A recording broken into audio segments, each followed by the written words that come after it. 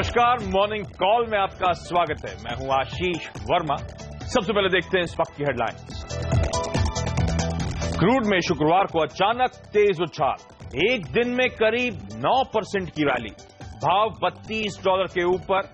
Crude में recovery से global बाजार को मिला बूस्ट, एशिया की अच्छी शुरुआत। एसजेक्स निफ्टी 1/4 तेज। एफएमसीजी दिग्गज आईटीसी के नतीजे उम्मीद से कमजोर, मुनाफा और आय से निराशा। आज एचडीएफसी बैंक के नतीजों से बाजार को उम्मीद।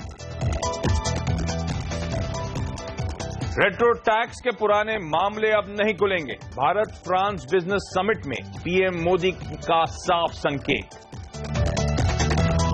आज भारतीय उद्योगपतियों से मुलाकात करेंगे फ्रांसीसी राष्ट्रपति होलांद। 36 राफेल जेट की डील पर हो सकते हैं हस्ताक्षर। 26 जनवरी से पहले देश भर में सुरक्षा के चाक चौबंद इंतजाम। वडोदरा पुलिस ने शक के आधार पर 6 लोगों को हिरासत में लिया। औरंगाबाद समेत देश के अलग अलग हिस्सों से आईएस के 20 संदिग्ध गिरफ्तार। महाराष्ट्र एटीएस ने की 94 वेबसाइट्स ब्लॉक। और कड़ाके की ठंड से ठिठुरा उत्तर भारत, दिल्ली एनसीआर में शीतलहर और कोहरे से अस्त व्यस्त जनजीवन।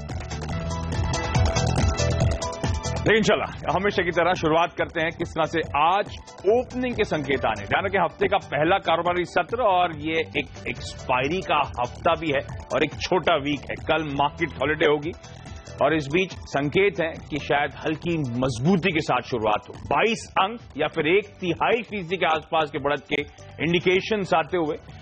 और ध्यान रखें, जिस तरह से कच्चे तेल में एक तगड़ा उछाल आया है, ग्लोबली इक्विटी मार्केट्स को फायदा मिला है और उसी तर्ज पे हमारे बाजार भी शायद मजबूती के साथ खुले।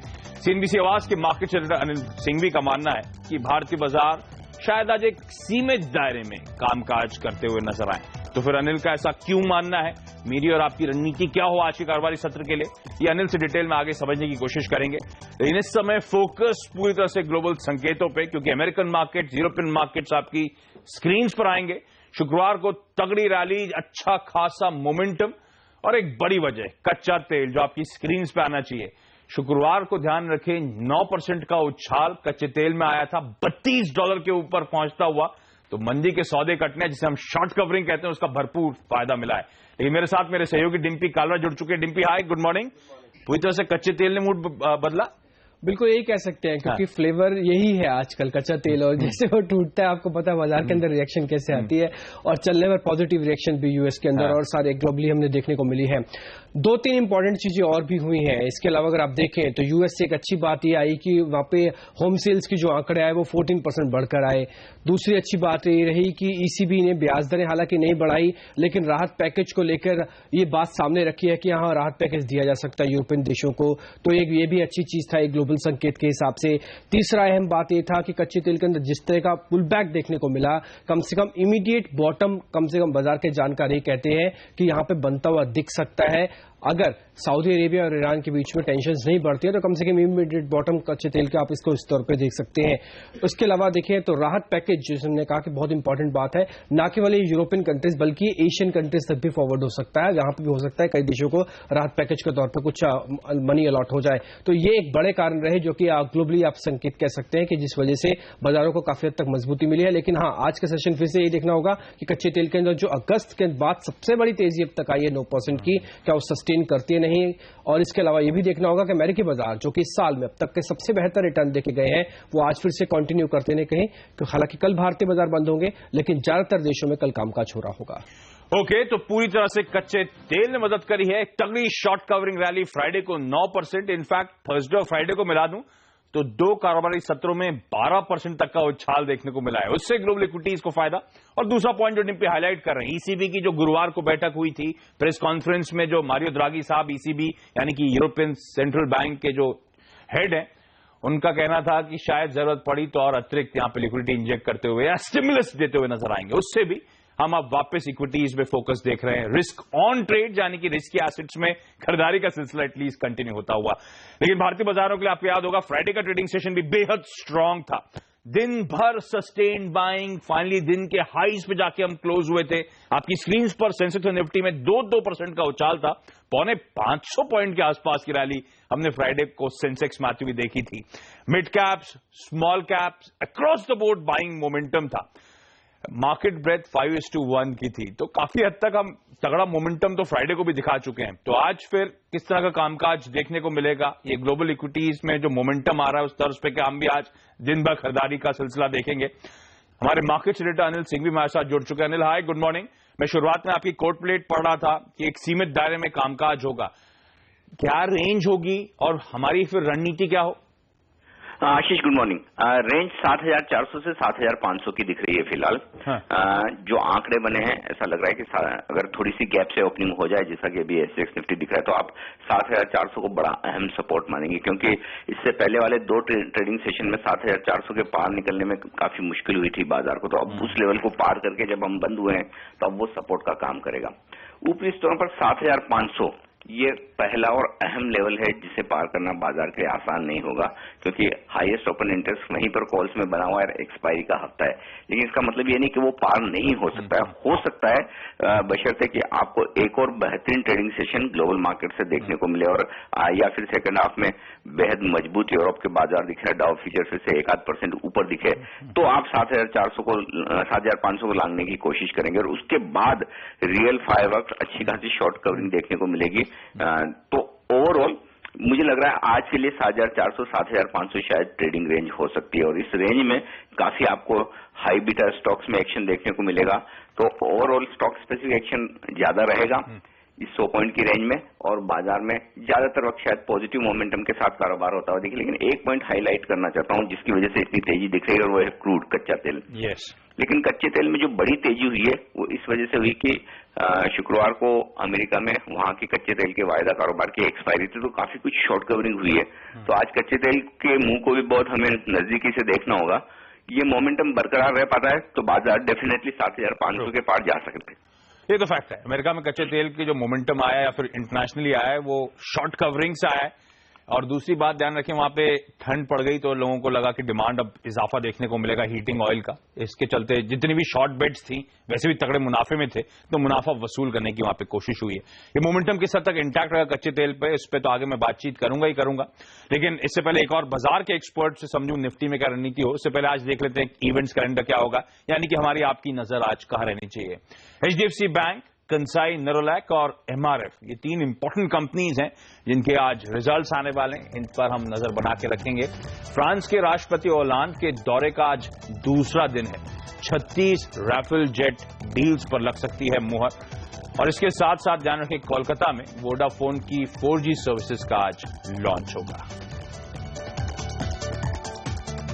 ओके, चलिए, अनिल ने बताया कि एक सीमित दायरे में कामकाज 7400 से 7500 के बीच की रेंज होगी, जिसके इर्द गिर्द बाजार घूमता हुआ नजर आएगा। तो फिर कंफ्यूजन है थोड़ा सा, फिर स्ट्रैटेजी क्या हो। हमारे साथ अब हेम सिक्योरिटीज के मनोज सचदेव जुड़ रहे हैं। मनोज जी, हाय, गुड मॉर्निंग। क्या करूं सर, HDFC दर्शा रहा है कि 1/4% के आसपास की बढ़त के साथ शुरुआत होगी, उसके बाद क्या रणनीति क्या बनाऊं? जी हाँ आशीष जी, मॉर्निंग।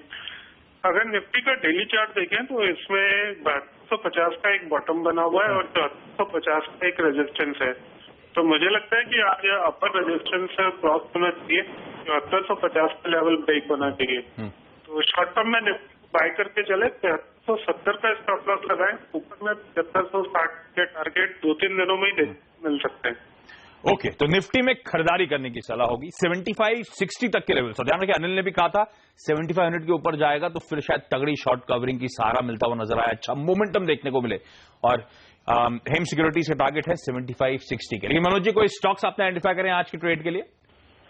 जी हाँ, पहला स्टॉक है DHFL का। इसमें एक पैनिक बॉटम बना था 176 रुपए का। शॉर्ट टर्म के लिए 180 रुपए के स्टॉप लॉस से 210 रुपए के टारगेट के लिए बाय किया जा सकता है। दूसरा स्टॉक होगा अशोका लेलैंड का। इसमें देखें तो पिछले 3-4 दिनों में काफी अच्छा कंसोलिडेशन देखने को मिला है, नीचे में 82 और ऊपर में 86 का। तो मोस्ट प्रॉब्ली आज 86 का लेवल ब्रेक होना चाहिए अपवर्ड साइड में। 82 का प्लस लगा के 96 के टारगेट के लिए बाय करें। ओके, तो DHFL और अशोक लेलैंड, दो ट्रेडिंग आइडियाज आज के लिए। लेवल्स आपकी स्क्रीन पर नोट डाउन कर लें। मेरे साथ मेरे सहयोगी डिम्पी बने हुए हैं। डिम्पी ने भी कुछ एक्सपर्ट से बातचीत करी है। डिम्पी, आज की ट्रेडिंग आइडियाज। जय ठक्कर कह रहे हैं कि आप चाहें तो टेक महिंद्रा को खरीद सकते हैं। उनका टारगेट करीब 540 का है और वो जो स्टॉप लॉस बता रहे हैं वो 505 का है। ये आपको एक्सपायरी तक रखना होगा, यानी कि 28 तारीख तक आप इसको सौदे को रख सकते हैं। कल हालांकि बाजार की छुट्टी है। इसके अलावा आप ONGC में भी खरीदारी कर सकते हैं। ये कहना है आशुतोष शर्मा का। वो कह रहे हैं कि ये करीब 225 तक जाएगा। 210 तक का एक आप एक स्टॉप लॉस भी रखना चाहें तो रख सकते हैं। ये सौदा कम से कम आपको 1 से 2 दिन के लिए रखना होगा। ये आशुतोष शर्मा की रिकमेंडेशन है। इसके अलावा हेमंत कपाड़िया का भी कहना है कि आप चाहें तो सीमेंस के अंदर खरीदारी कर सकते हैं। वो टारगेट होगा 1011 का, और जहां पे आपको स्टॉप लॉस रखना है वो 1000 के नीचे, यानी कि 993 रुपए का एक स्टॉप लॉस रखें आप। ये लेकिन इंट्राडे का सौदा, यानी कि आज ही आज आपको सौदे को काटना होगा। ओके, तो ये वो आज के तमाम ट्रेडिंग आइडियाज आपकी स्क्रीन पर। लेकिन आज बाजार की नजर खास तौर पर रहेगी HDFC बैंक के नतीजों पर। क्या एक्सपेक्टेशंस है, हम कैसे उस पर ट्रेड करें, रणनीति क्या हो, इन सब पे आगे बातचीत करूंगा। लेकिन एक्सपेक्टेशंस पे खास तौर पे हमारी रिसर्च एनालिस्ट पूजा त्रिपाठी हमारे साथ जुड़ चुके हैं। पूजा, हाय, गुड मॉर्निंग। हमेशा की तरह का एक स्टेबल सेट ऑफ नंबर, 20-30% की ग्रोथ, कोई डिविएशन नहीं, ये एक्सपेक्टेड है? जी, HDFC बैंक से हमेशा की तरह स्टेबल सेट ऑफ नंबर्स की हम उम्मीद कर रहे हैं और पिछले काफी सारे क्वार्टर से हम देख रहे हैं HDFC बैंक की जो मुनाफे का ग्रोथ है उसमें 20 से 21% की ग्रोथ बरकरार ही रही है। तो इस बार भी ऐसा कुछ नेगेटिव सरप्राइज देखने की उम्मीद नहीं हम कर रहे हैं। एसेट क्वालिटी के फ्रंट पर भी कुछ खराब नंबर्स देखने को नहीं मिलेंगे। ग्रॉस NPA के जो लेवल्स हैं, हमारा अनुमान है कि 0.9% के आसपास ये आंकड़ा बरकरार रहेगा। बेस रेट में कटौती जो की थी उसका भी असर कम पड़ेगा, क्योंकि बैंक का जो लोन पोर्टफोलियो है उसका सिर्फ 30% फ्लोटिंग से जुड़ा हुआ है, बाकी सारा फिक्स्ड से जुड़ा हुआ है। इसलिए बेस रेट का जो इम्पैक्ट है उससे ज्यादा कुछ असर देखने को नहीं मिलेगा। हाँ, ARCs को जो भी लोन बेचेंगे उस पर हमारी नजर रहेगी, लेकिन कुल मिलाकर HDFC बैंक से स्टेबल सेट ऑफ नंबर्स की उम्मीद। ओके, तो हमेशा की तरह मुनाफे और शुद्ध ब्याज आए, यानी कि NII में 20% साल दर साल की ग्रोथ एक्सपेक्टेड है। लेकिन पूजा, इसके अलावा और कौन से टॉप 5 शेयर्स रहेंगे जो खबरों की वजह से आज फोकस में रहने वाले हैं? जी, खबरों के लिहाज से भी देखें तो आज वो स्टॉक्स फोकस में रहेंगे जो अपने नतीजे घोषित कर चुके हैं। शुरुआत ITC के नतीजों के साथ करेंगे। मिक्स्ड नंबर्स यहां पर देखने को मिले हैं। जो रेवेन्यू में गिरावट देखने को मिली है वो कंपनी के एग्री और होटल बिजनेस कारोबार में जो कमजोरी आई है उसकी वजह से देखने को मिली है। केन इंडिया के नतीजों की बात करें तो काफी कमजोर नतीजे यहां पर देखने को मिले हैं। क्रूड ऑयल में जो गिरावट हो रही है उसका नेगेटिव असर इस बार देखने को मिला है। टैक्स राइट बैक किया है कंपनी ने 50 करोड़ का, जिसकी वजह से कंपनी मुनाफा पोस्ट कर पाई है, वरना ये कंपनी लॉस ही पोस्ट करती। करीब 98% की गिरावट मुनाफे के फिगर पे देखने को मिली है। स्पाइसजेट के नतीजों की बात करें तो यहाँ पर क्रूड ऑयल में गिरावट का भरपूर फायदा मिला है कंपनी को। मुनाफे में कंपनी ने पिछले साल के लॉस के सामने इस बार करीब 238 करोड़ का मुनाफा पोस्ट किया है और मार्जिन में भी अच्छी खासी जंप ईयर ऑन ईयर देखने को मिली है। इसके अलावा रिलायंस कम्युनिकेशन के नतीजों की बात करें तो यहाँ पर साल दर साल कमजोरी देखने को मिली है। मुनाफे में 15% की गिरावट हुई है। 5 सर्कल में जो 2G लाइसेंस कंपनी का एक्सपायर हो चुका है उसका असर कंपनी के नतीजों पर इस बार देखने को मिला है। और आखिर में बात करते हैं फोर्स मोटर्स की, काफी अच्छे नंबर्स देखने को मिले। हम उम्मीद कर रहे थे मिक्स सेट ऑफ नंबर्स की, मुनाफे में थोड़ी बहुत कमजोरी देखने की उम्मीद कर रहे थे, लेकिन 3 गुनी बढ़त मुनाफे के नंबर्स पे देखने को मिले और एबिटा मार्जिन भी साल दर साल 3% के सामने इस बार दुगना 6.3% के मार्जिन कंपनी ने पोस्ट किए हैं। ओके, चलिए पूजा, धन्यवाद आपका। तो क्विकली रैप अप कर देता हूं। HDFC बैंक, जिसके आज नंबर्स आने वाले हैं, हमेशा की तरह शायद एक स्थिर परफॉर्मेंस होगा, 20% की ग्रोथ एक्सपेक्टेड है। लेकिन रिजल्ट्स पे रिएक्शंस होने वाले हैं कई सारे स्टॉक्स पे। ITC फ्राइडे को बाजार बंद होते होते ये नंबर्स आए थे, तो उस पर एक्चुअल आज रिएक्शन देखने को मिलेगा। नंबर्स मिले जुले या फिर कहना चाहिए कमजोर साइड पे नजर आएंगे। केन इंडिया, बेहद कमजोर नंबर्स हैं जो पूजा हाईलाइट कर रही थी। स्पाइसजेट, भरपूर फायदा मिला है कच्चे तेल में गिरावट का, उस प्राइसेस में कमजोरी का। और ध्यान रखें, एविएशन स्टॉक्स फ्राइडे को इंटरग्लोब एविएशन के चलते, उस रिजल्ट्स के चलते बड़ी तगड़ी पिटाई हुई थी, तो आज स्पाइसजेट वापस रडार पे आएगा। रिलायंस कम्युनिकेशन, साल दर साल वो नंबर्स कमजोर नजर आते हैं। और फाइनली फोर्स मोटर्स, उम्मीद से कहीं बेहतर परफॉर्मेंस, खास तौर पे प्रॉफिटेबिलिटी के फ्रंट पे। तो वो तमाम रिजल्ट रिएक्शंस होंगे जो उसको हम आज कीनली अवेट करेंगे।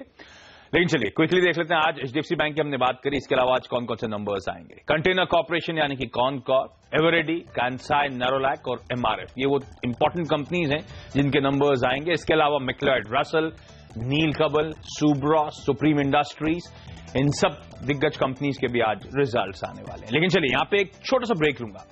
हमने हाईलाइट करा था कि ग्लोबल इक्विटी मार्केट्स में वापस रिस्क ऑन ट्रेड्स यानी कि रिस्कियर एसेट्स पे लोग बेट कर रहे हैं, क्योंकि थोड़ा सा कॉन्फिडेंस बढ़ा है। कॉन्फिडेंस इसलिए बढ़ा है क्योंकि कच्चे तेल में पिछले 2 कारोबारी सत्रों से बड़ा तगड़ा मोमेंटम है। तो क्या ये मोमेंटम इंटैक्ट रहेगा? आज हम लोग क्या रणनीति बनाए? साथ साथ सोने की ऊपरी सतह से पिटाई हो रही है, तो आज कमोडिटी मार्केट में खास तौर पर क्या रणनीति होगी ये बताऊंगा ब्रेक के बाद।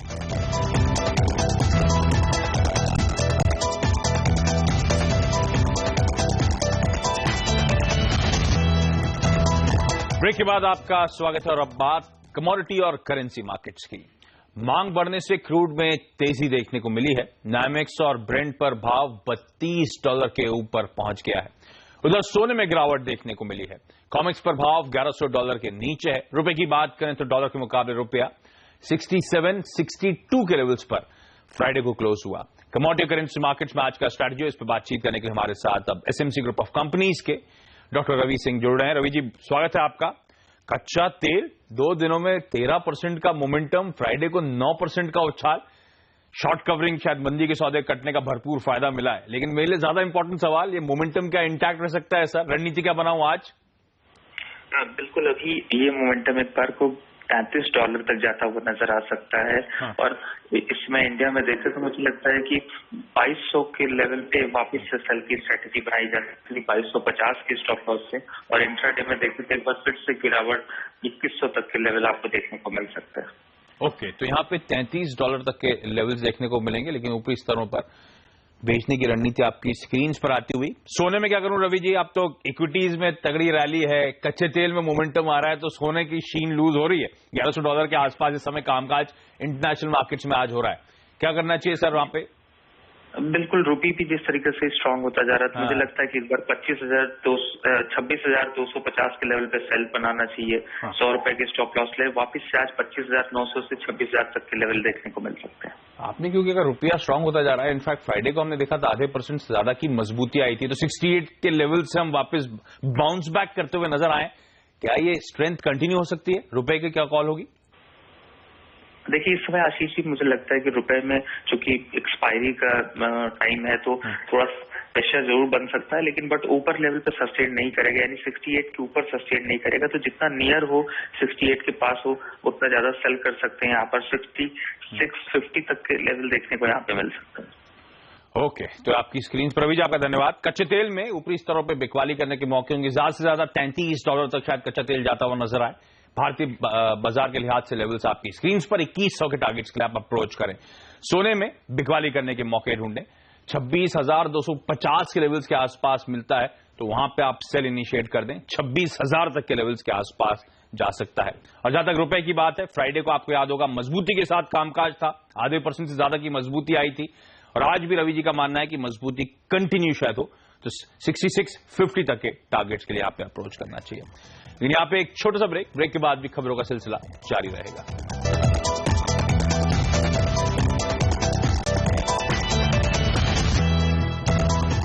ब्रेक के बाद आपका स्वागत है। और सरकार ने साफ कर दिया है कि अब रेट्रो टैक्स के पुराने मामले नहीं खुलेंगे। प्रधानमंत्री ने भारत फ्रांस बिजनेस समिट में साफ साफ कहा कि पिछली तारीख से टैक्स के मामले अब अतीत का हिस्सा होंगे। मोदी ने कहा कि सरकार देश में स्थिर टैक्स नीति के पक्ष में है। बहुत बड़ा इन्वेस्टमेंट हिंदुस्तान में फ्रांस का है।